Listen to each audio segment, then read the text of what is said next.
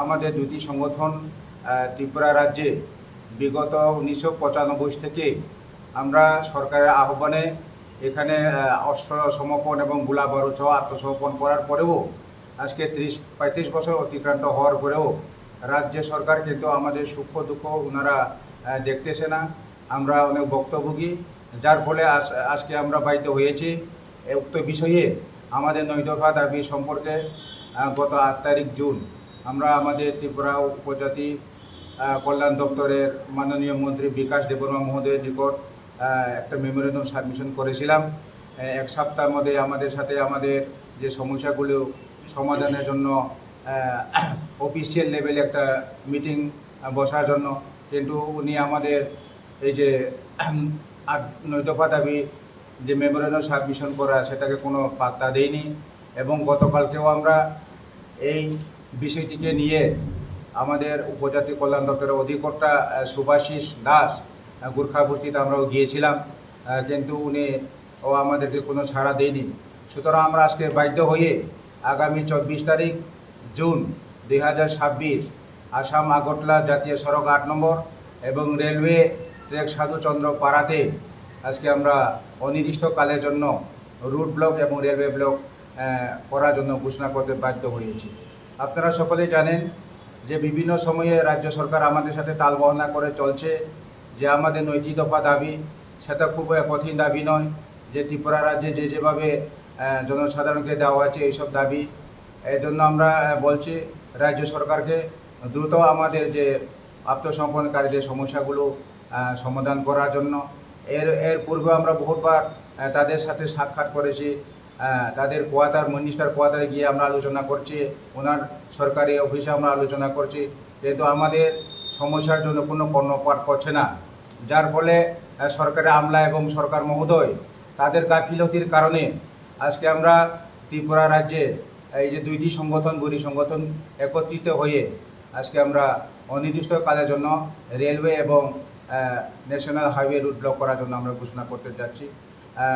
এর জন্য আমাদের এখানে সারা ত্রিপুরা যে বৃহত্তম সংগঠন, আমরা একসময় আমাদের এটিটিএফ, এনএলএফটি, বিএনসিটি, টিটিওয়াইএফ এবং টিটিওয়াইএফ এই ধরনের সংগঠন আছে।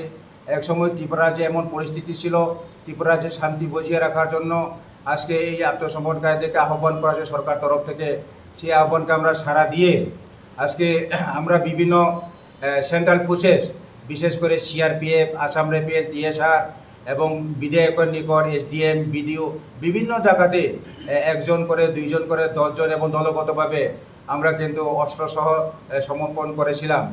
করার পরেও কিন্তু আমাদের জন্য কোনো প্যাকেজ ঘোষণা করা হয়নি, যার কারণে আমরা জায়গা জমিন থেকে আরম্ভ করে আমাদের ছেলে মেয়ে শিক্ষা থেকে বিভিন্ন থেকে আমরা আজকে বঞ্চিত।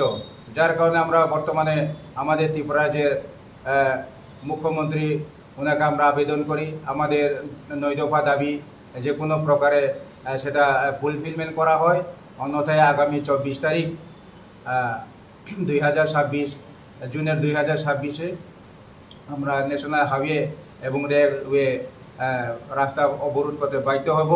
এই অবরোধ হলে আমরা জানি সকল অংশের মানুষ, সাধারণ জনগণ থেকে শিক্ষক কর্মচারী থেকে আরম্ভ করে ছাত্র, রোগী বিভিন্ন সমস্যার সৃষ্টি হয়। কিন্তু সরকার আমরা যখন আমাদের দাবি দাওয়াকে নিয়ে যখন আমরা মেমোরেন্ডাম সাবমিট করি, কিন্তু ওনারা কোনো কর্ণপাতে করছে না, আমাদের দুঃখ সুখ প্রতি কোনো সহানুভূতি নেই। যার ফলে আজকে আমরা বাধ্য হয়ে এই সাংবাদিক সম্মেলনের মাধ্যমে সকল ত্রিপুরাবাসীকে আমরা জানিয়ে দিতে চাই আগামী 24 তারিখ জুন 2026-এ আমাদের যে ন্যাশনাল হাইওয়ে 8 নম্বর এবং রেলওয়ে আপনার ব্রিগুদাসবাড়ি আথুকোটাং এলাকাতে আমরা অবরোধ বসতে বাধ্য হইব। আমাদের সারা ত্রিপুরা রাজ্যে বৃহত্তর 2টি সংগঠনের অনেক আত্মসমর্পণকারী রয়েছে এবং যার মধ্যে কিছু আমাদের আত্মসমর্পণকারী বিভিন্ন শারীরিক অসুস্থ হয়ে মারা গিয়েছেন, তাদের পরিবার সহকারে আমরা ওইখানে বসতে বাধ্য হব।